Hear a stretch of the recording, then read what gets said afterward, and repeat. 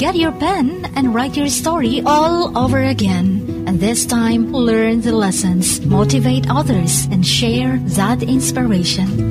Dear Mugs FM with DJ Chini.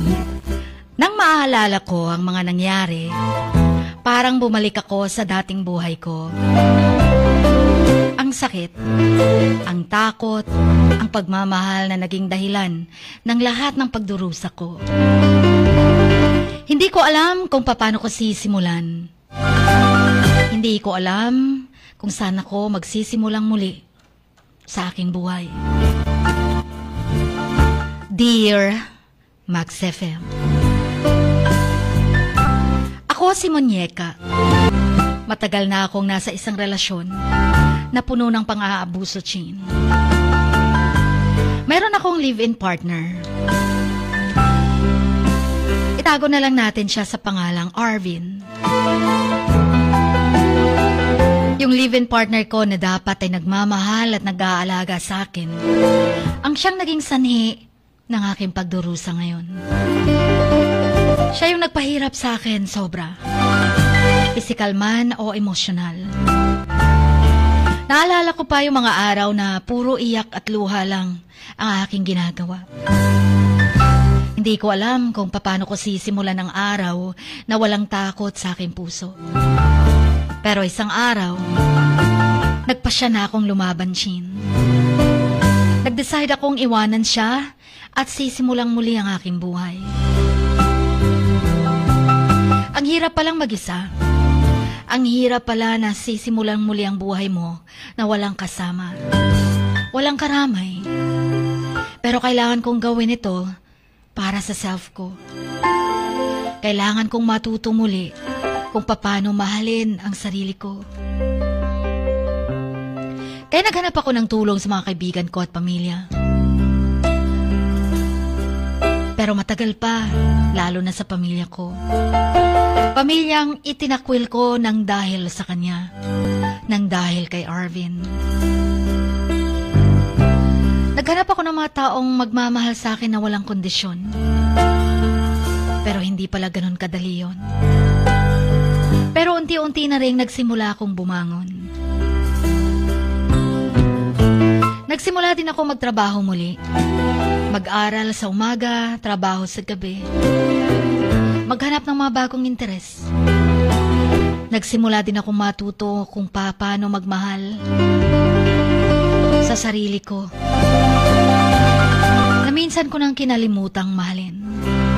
Dahil kay Arvin. Natutunan ko na ring alagaan naman ang sarili ko. Hindi ko alam kung ano ang mangyayari bukas. Pero alam kong mayroon akong lakas ng loob para harapin ang anumang pagsubok.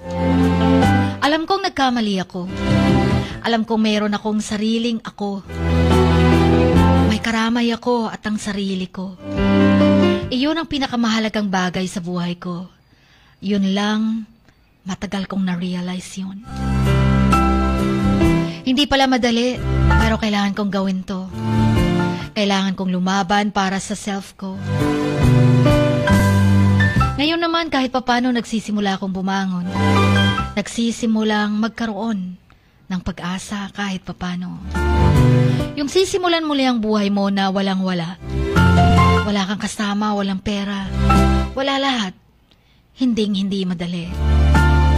Pero kailangan kong gawin pa din. Kailangan kong lumaban pa din para sa aking kinabukasan. Kaya handa na rin akong harapin anumang pagsubok na darating sa buhay ko. Kaya talaga kahit na bugbog sarado ako, Chin, umiscape ako sa ka-live-in partner ko. Dahil alam ko pag naabutan pa niya ako sa bahay at sasabihin kong hiwalay na kami, tumpak, ikukulong niya ako ng ilang araw. Hinding-hindi niya ako pakakawalan. Pero nang makalayo ako sa aking ka-live-in partner, unti-unti kong nakita ang mga pagkakamali ko. Isa na rin to, yung pagtalikod ko sa aking pamilya para sa kanya. Noon kasi akala ko, Chin, kailangan ko siyang piliin, si Arvin, kesa sa kanila. Pero ngayon nakita kong maling-mali pala yun. Kapag nasa sitwasyon ka na palang naghihirap, bugbog sarado ka, ang una mong maiisip ay ang iyong pamilya. Ang pamilyang tinalikuran ko. Ang sakit-sakit din pala isipin at ang sakit-sakit damhin yung pagsisisi.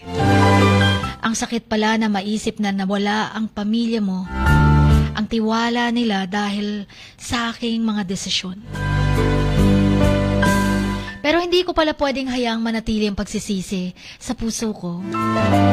Kaya nagsimula akong mag-isip tungkol sa mga bagay na ginawa ko, Chin. Inisip ko baka huling-huli na ako. Inisip ko bakit ko pinili siyang paniwalaan, si Arvin, kesa sa aking pamilya. Bakit ko hinayaan siyang makontrol ang aking buhay. Ang mga tanong na to ay nagbigay sa akin ng lakas ng loob para harapin yung mga pagkakamali ko. Kaya nagsimula akong maghanap din ng paraan para makipag-ayos sa pamilya ko. Ngunit hindi naging madali, Chin. Galit na galit pa rin ang parents ko sa akin. Nag-iisa kasi akong babae. Ang kanilang doll, ang kanilang manika. Kaya naging munyeka ako. Pero tinalikuran ko sila. At kailangan kong ipakita sa kanila na nagsisisi na ako. Na gusto ko ng magbagong buhay. At kahit papano, sana'y magsimula na rin silang magtiwala sa akin muli. Ang pag-aayos pala ng relasyon sa pamilya, hindi rin madali. Hindi pwedeng sa isang gabi lang ayos na. Sa isang iyakan lang, forgiven ka na. Kailangan ng panahon, ng pagtitiis, ng pagsisisi, ng pagmamahal. At nakikita ko naman na may pag-asa pa. Ngayon mas naunawaan ko na ang pamilya ay importante talaga. Ang pamilya yung magbibigay sa atin ng tunay na pagmamahal at suporta na walang kapalit. At kahit na nagkamali ako nun, nagpapasalamat ako may pagkakataon pa ako para magbagong buhay. Ngayon, handa na akong magpatuloy sa aking paglalakbay. And one day soon, sana sa paglalakbay ko, kasama na ang aking pamilya.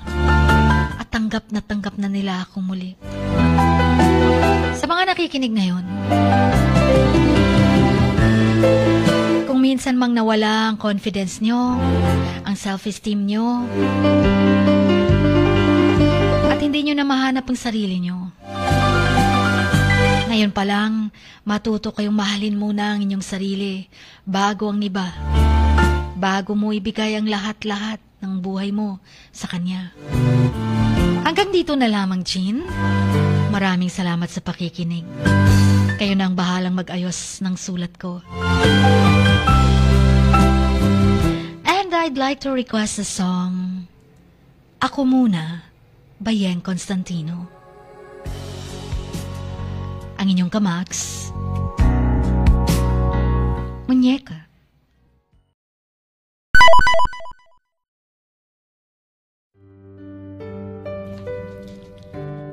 Sa bawat pagluha mo, may nakatagong kwento. Sa bawat ngiti mo, may gustong sabihin ang puso mo.